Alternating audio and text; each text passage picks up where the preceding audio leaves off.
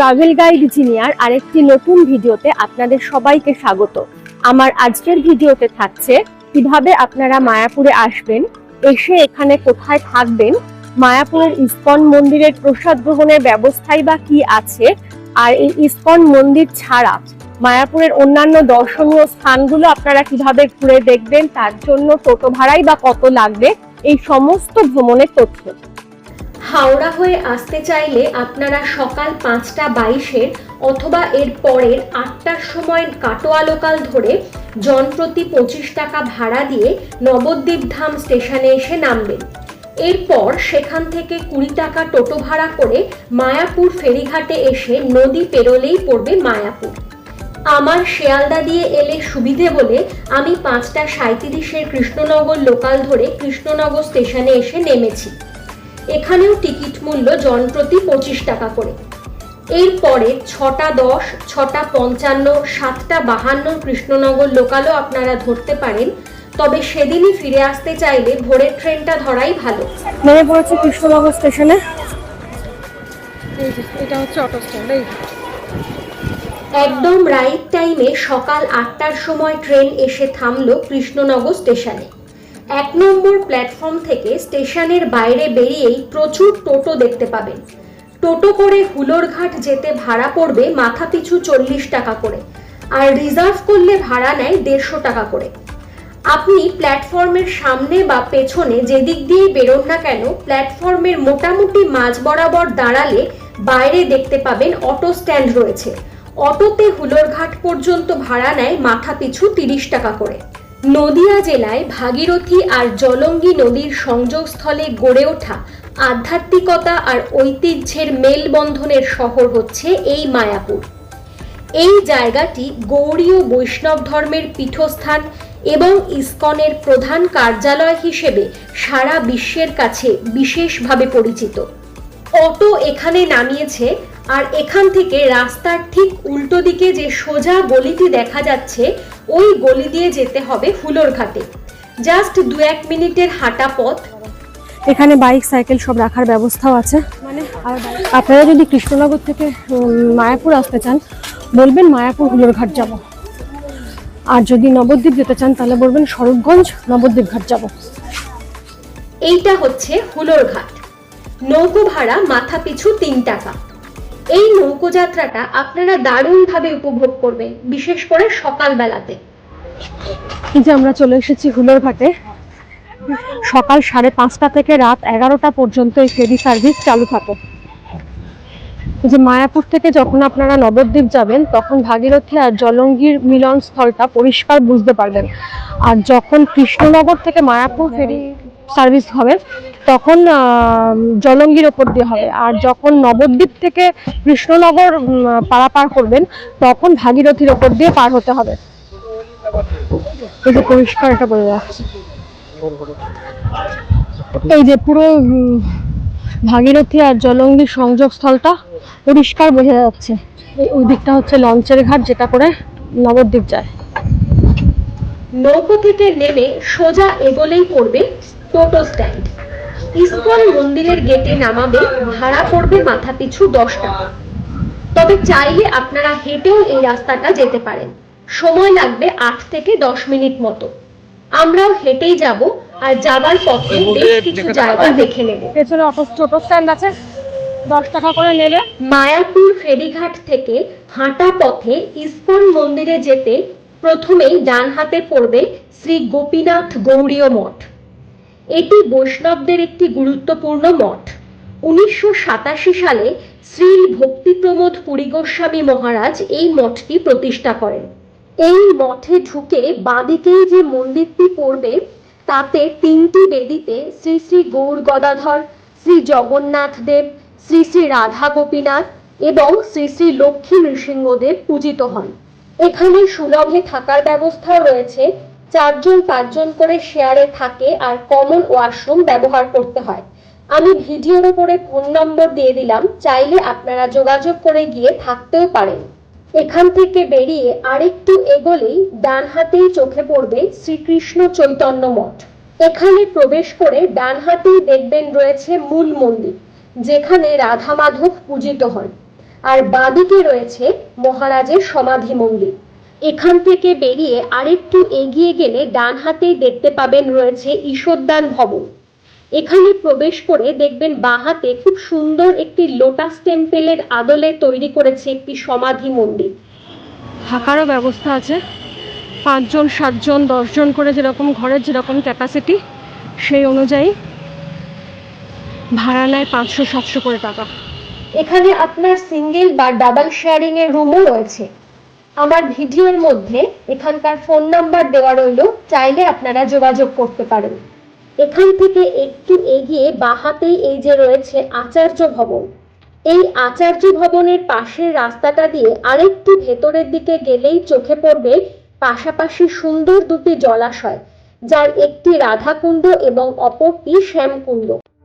প্রচুর গাছগাছালিতে ভরা একেবারে প্রাকৃতিক পরিবেশের মধ্যে অবস্থিত এই ঈশ্বরদান ভবনে খানিকটা সময় কাটাতে কিন্তু আপনার ভীষণ ভালো লাগবে। ঈশ্বরদান ভবন থেকে বেরিয়ে জাস্ট 2-3 মিনিট হেঁটে আমরা চলে এসেছি ইসকন মন্দিরের মেইন গেটের সামনে। ভোর 5:37-এ শিয়ালদা কৃষ্ণনগর লোকাল ধরলে সকাল 9টার মধ্যে আপনারা মায়াপুর পৌঁছে যাবেন। গেট দিয়ে ঢুকেই বাঁহাতেই এখানে আপনাদের চোখে পড়বে অখণ্ড হরিনাম সংকীর্তন হয় এখানে, মানে 24 ঘন্টা কৃষ্ণনাম হয়। আর ঠিক ডান দিকেই আপনারা মহাপ্রসাদের কুপন পেয়ে যাবেন। এখান থেকে সকাল 10টার মধ্যে কুপন সংগ্রহ করতে হবে। এখানে সকাল 7টা থেকে 10টার মধ্যে এসে ভোগের প্রসাদের জন্য কুপন সংগ্রহ করতে হবে। আর রাতের খাবার খেলে তার জন্য বিকেল 4টে থেকে 7টার মধ্যে এসে কুপন সংগ্রহ করতে হবে। এখানে নামহট্ট ভবন, গদা ভবন এবং সুলভ প্রসাদের ব্যবস্থা রয়েছে। নামহট্ট ভবনের প্রসাদের কুপনের দাম হচ্ছে 70 টাকা করে, গদা ভবনের হচ্ছে 80 টাকা করে, আর সুলভ প্রসাদ 50 টাকায় পাওয়া যায়। 9টার মধ্যে এসে আপনারা এখানে ঘর খুঁজে নিতে পারবেন। বাইরেও প্রচুর হোটেল রয়েছে, 1000-1200 টাকায় এসি রুমও পাবেন আর 500-600 টাকায় নন এসি রুম পাবেন। আর যদি আপনারা আশ্রমের ভেতরে থাকতে চান, এই আপনার গদা ভবন, শঙ্খ ভবন এই সমস্তগুলোতে এসি রুমের ভাড়া হচ্ছে 2400-2500 এরকম মতন, আর নন এসি রুমের ভাড়া 1000-1200 মতো আছে। আর যদি আপনারা সুলভে থাকতে চান তাহলে একদম শ্রী প্রভুপাদ সমাধির যে মিউজিয়ামটা আছে সেখান দিয়ে সোজা চলে যাবেন গোশালার দিকে। একদম গোশালার দিকে যেতেই প্রথমে গৌরাঙ্গ কুটির পড়বে, তারপরে নিত্যানন্দ কুটির পড়বে। ওইগুলোতে আপনারা থাকতে পারেন। ও সেখানে আপনাদের 2 জন শেয়ারিংয়ে পড়বে 150 টাকা, 4 জন শেয়ারিংয়ে পড়বে 250 টাকা। এখান থেকে ভোগের প্রসাদের কুপন সংগ্রহ করে ডান হাতেই দেখতে পাবেন বেশ কিছু স্টল রয়েছে। তার পাশের রাস্তাটা দিয়ে এগিয়ে গেলে বাঁ হাতেই পড়বে এই যে শ্রীল প্রভুপাদের পুষ্প সমাধি মন্দির। এই শ্রীল প্রভুপাদের পুরো নাম হচ্ছে শ্রী অভয়া চরণারবিন্দ ভক্তি বেদান্ত স্বামী প্রভুপাদ, যিনি 1966 সালে ইসকনের প্রতিষ্ঠা করেন এবং বৈষ্ণব ধর্মকে আন্তর্জাতিক পর্যায়ে নিয়ে যান। এই পুষ্প সমাধি মন্দিরের ভেতরে খুব সুন্দর একটি মিউজিয়াম আছে, তবে এর ভেতরে ফোন বা ক্যামেরা অ্যালাউ নেই। এই শ্রী প্রভুপাদের পুষ্প সমাধি মন্দিরের একদম গা ঘেঁষে যে রাস্তাটা রয়েছে সেটা দিয়ে এগিয়ে গেলেই বেশ খানিকটা যাওয়ার পরে ডান দিকে দেখতে পাবেন এই যে মুভি থিয়েটার রয়েছে। এটি সকাল 10টা থেকে রাত 8টা পর্যন্ত খোলা থাকে। এখানে ভিডিওর মাধ্যমে বৈষ্ণব ইতিহাস, কৃষ্ণলীলা, চৈতন্যলীলা বিভিন্ন জিনিস দেখানো হয়। এখানকার টিকিট মূল্য 40 টাকা আর দর্শন করানো হয় 25 মিনিটের জন্য। এই মুভি থিয়েটারের পাশ দিয়ে একটু এগিয়ে গেলেই ডান দিকে একটা রাস্তা চলে গেছে, এই যে এই রাস্তাটা। এই রাস্তাটার ডান দিকে পড়ছে এই যে এই ডান দিকটাতে হচ্ছে গৌরাঙ্গ কুটির, যেখানে আপনারা সুলভে থাকতে পারেন। 150 টাকা 200 টাকা বিনিময়ে আপনারা শেয়ারে এখানে থাকতে পারেন। আর এর ঠিক উল্টো দিকে এই যে এই জায়গাটা হচ্ছে অন্নদান কমপ্লেক্স। এখানে 4 বেলা বিনামূল্যে প্রসাদ বিতরণ করা হয়। সকালে 9টা থেকে 11টা পর্যন্ত, দুপুরে 12টা থেকে 3টে পর্যন্ত, বিকেলে 4টে থেকে 6টা পর্যন্ত, আর সন্ধেবেলা 7টা থেকে 9টা পর্যন্ত এখানে বিনামূল্যে প্রতিদিন প্রসাদ বিতরণ করা হয়। এইটা হচ্ছে নিত্যানন্দ কুটির, রাষ্ট্রপতি ভবনের দিকে। এই রাস্তাটা থেকে বাঁদিকে যে রাস্তাটা গেছে, এই যে এইখানটা দিয়ে গেলে পড়বে হচ্ছে গোশালা। গোশালাটা কিন্তু আপনারা অতি অবশ্যই ঘুরে দেখবেন, খুব ভালো লাগবে। আমরা এই রাস্তা দিয়ে সোজা হাঁটতে হাঁটতে পৌঁছে গেলাম গোশালাতে। চাইলে আপনারা গোমাতাদের একদিনের খাবারও দিতে পারেন, এখানে চার্ট আছে। আর তাছাড়াও মিনিমাম 500 টাকা ডোনেট করলে এখান থেকে খাবার দেওয়া হয়, সেটা আপনারা গোমাতাদের খাওয়াতেও পারেন।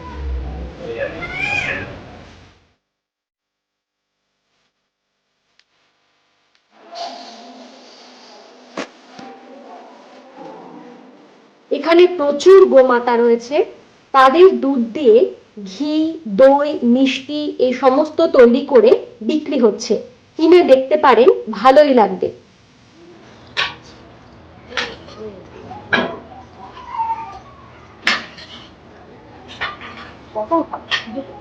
গোশালা দর্শন করে যে রাস্তা দিয়ে এসেছিলাম সেই রাস্তা ধরেই গৌরাঙ্গ কুটির পর্যন্ত গিয়ে তারপর সেখান থেকে সোজা যে রাস্তাটা চলে গেছে সেই রাস্তাটা ধরে একটু এগোলেই ডান হাতেই পড়বে এখানকার মূল মন্দির, চন্দ্রোদয় মন্দির। এখানে রাধাকৃষ্ণের সাথে তাদের অষ্টসখীরাও রয়েছে। এর ভেতরে ফটো তোলা নিষেধ, তাই ফোন, ক্যামেরা এই সমস্ত জমা রেখেই ঢুকতে হবে। এর ভেতরে রয়েছে ছোট ছোট কিছু স্টল, যেখান থেকে খুব সুন্দর সুন্দর ঠাকুরের জিনিস বিক্রি হচ্ছে। আমিও সুযোগ পেয়ে এইগুলো কিনলাম। এগুলো হচ্ছে 50 টাকা করে ঠাকুরের মালা।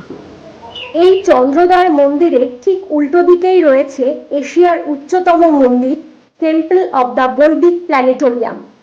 এখানে রাধা মাধব এবং নৃসিংহদেবের প্রতিষ্ঠা করা হবে।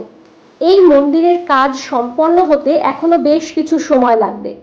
এখান থেকে আমরা সোজা চলে এলাম গদা ভবনের কাছে, কারণ দুপুরের ভোগের প্রসাদের কুপন আমরা গদা ভবন থেকে সংগ্রহ করেছি। বিশাল বড় জায়গা, খুব ভালো সিস্টেম। প্রসাদে ছিল ভাত, ডাল, পকোড়া, 2 রকমের তরকারি আর পায়েস। এই প্রসাদ বিতরণের সময় দুপুর 12:30 থেকে বেলা 2টো পর্যন্ত। প্রসাদ গ্রহণ করে মুখ্য প্রবেশদ্বারের সামনে থেকে আমরা একটি টোটো ঠিক করে বেরিয়ে পড়লাম মায়াপুরের অন্যান্য দর্শনীয় স্থানগুলো ঘুরে দেখতে। এখানে প্রচুর টোটো দাঁড়িয়ে থাকে, এখান থেকে আপনারা টোটো ঠিক করতে পারেন। তবুও আমাদের টোটো দাদার নাম্বার আমি ভিডিওর স্ক্রিনে দিয়ে দিলাম, চাইলে আপনারা যোগাযোগ করতে পারেন। আমাদের প্রত্যেকটি জায়গা উনি খুব ভালো করে ঘুরিয়ে দেখিয়েছেন। শৈলেন বিশ্বাস, ফোন নাম্বার 9064126839। আজকে আমরা প্রথমেই যাব মায়াপুরের জগন্নাথ মন্দিরে। এটি মায়াপুর থেকে একটু দূরে বামনপুকুর নামক একটি জায়গাতে অবস্থিত। খুব সুন্দর একটি আম বাগানের পাশে ছোট্ট একটি রাস্তা দিয়ে আমাদের টোটো এগিয়ে চলেছে। আমরা এসে পৌঁছলাম মায়াপুরের জগন্নাথ মন্দিরে। এই হচ্ছে জগন্নাথ মন্দিরের প্রবেশ পথ। মায়াপুরে এলে আপনারা এই জায়গাটা কিন্তু কিছুতেই মিস করবেন না। গেট দিয়ে ঢুকে প্রথমেই বাঁদিকে চোখে পড়বে বেশ কিছু কৃষ্ণলীলা, চৈতন্যলীলা এখানে বিগ্রহের মাধ্যমে ফুটিয়ে তোলা হয়েছে। ডান হাতে এই যে রয়েছে মূল মন্দির, যেখানে জগন্নাথ, বলরাম, সুভদ্রা বিরাজ করছেন। বেশ অনেক বড় জায়গা নিয়ে পুরো প্রাকৃতিক পরিবেশের মধ্যে এই মন্দিরটি অবস্থিত। এই মূল মন্দিরের পেছনেই রয়েছে খুব সুন্দর একটি জলাশয়, যেখানে স্নান যাত্রার সময় জগন্নাথ, বলরাম এবং সুভদ্রাকে নৌকোবিহার করানো হয়। এই জলাশয়টা পেরিয়ে উল্টো দিকে গেলেই পড়বে খুব সুন্দর একটি শিব মন্দির। এখানে বিশাল বড় বটগাছের মধ্যে অনেকে মানত করেছেন ঢিল বেঁধে। জগন্নাথ মন্দির দর্শন করে চলে এলাম চাঁদকাজির সমাধিতে। এটি বামনপুকুর বাজারে অবস্থিত। এই চাঁদকাজি প্রথম দিকে মহাপ্রভুর নাম সংকীর্তনের ঘোর বিরোধী ছিলেন। এরপর মহাপ্রভুর দর্শন করে তিনি তার ভক্ত এবং শিষ্য হয়ে যান। চাঁদকাজির মৃত্যুর পরে শ্রী চৈতন্যদেব নিজে হাতে তার সমাধি দেন এবং সমাধির পাশে এই চাঁপা গাছটি রোপণ করেন। সেই থেকে চাঁপা গাছটি এখনো বিরাজমান। এই চাঁপা গাছটিকে চাঁদকাজির অবতার রূপে মনে করা হয়। আর পাশে রয়েছে একটি নিম গাছ, যেটিকে শ্রী চৈতন্যদেবের অবতার রূপে মনে করা হয়। আমরা এখন চলে এসেছি বল্লাল ঢিপিতে। সেন রাজবংশের রাজা বল্লাল সেন লক্ষণ সেনের বাড়ি ছিল এটা। তারপরে এটা পুরাতত্ত্ববিদরা উৎখনন করেন। এইখানে সেন রাজবংশের রাজা বল্লাল সেনের রাজপ্রাসাদ ছিল বলে মনে করা হয়। 1980 দশকের প্রথম দিকে আর্কিওলজিক্যাল সার্ভে অফ ইন্ডিয়া এখানে খনন কার্য শুরু করেছিল। এখানে উৎখননের পর ইটের তৈরি অনেক বড় ইমারত পাওয়া গেছে, যার উচ্চতা প্রায় 30 ফুট। পোড়ামাটির মানুষ এবং জীবজন্তুর মূর্তিও এখান থেকে পাওয়া গেছে। এখানে বিভিন্ন ধাতুর তৈরি অনেক জিনিসপত্র মিলেছে। এরপর এই খনন কার্য বন্ধ হয়ে যায়। এটি বর্তমানে আর্কিওলজিক্যাল সার্ভে অফ ইন্ডিয়ার অধীনে রয়েছে। প্রত্নতত্ত্ববিদরা অনুমান করেন যে মাটির তলায় প্রায় 1 কিলোমিটার খনন করলে মধ্যযুগের বেশ কিছু ইতিহাস এখান থেকে মিলতে পারে। এরপর আমরা চলে এসেছি মায়াপুর শ্রী চৈতন্য মঠে। এই জায়গাটাকে নিমাইয়ের মাসির বাড়িও বলা হয়। এখানেও আপনারা চাইলে থাকতে পারেন। গৌড়ীয় বৈষ্ণব ধর্মের অন্যতম গুরুত্বপূর্ণ কেন্দ্র হচ্ছে শ্রী চৈতন্য মঠ। এখানে রাধা গোবিন্দজিউর মন্দির এবং শ্রী ভক্তি সিদ্ধান্ত সরস্বতী প্রভুপাদের সমাধি অবস্থিত। গেট দিয়ে ঢুকে সোজা গেলেই চোখে পড়বে নারায়ণের খুব সুন্দর একটি মূর্তি। এর পেছনেই রয়েছে খুব সুন্দর ছোট্ট একটি মিউজিয়াম, যেখানে কৃষ্ণলীলা এবং চৈতন্য লীলার বিভিন্ন কাহিনী ফুটিয়ে তোলা হয়েছে।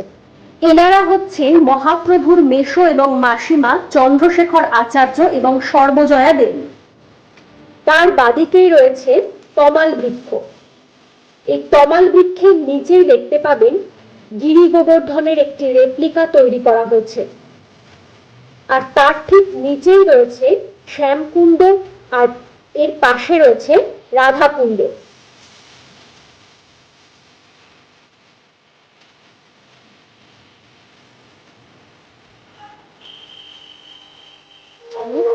নিমাইয়ের জন্মস্থান নিয়ে মায়াপুর আর নবদ্বীপের মধ্যে একটা দ্বন্দ্ব রয়েছে, কথা আমরা সকলেই জানি। যদিও সেই দ্বন্দ্বের মধ্যে আমরা যাচ্ছি না। এইটা হচ্ছে মায়াপুরের নিমাইয়ের জন্মস্থান। এই হচ্ছে বহু প্রাচীন নিম গাছ, আর এর ঠিক পাশেই রয়েছে মূল মন্দির, যেখানে মহাপ্রভুর বাল্যকালের স্মৃতিচিহ্ন রয়েছে।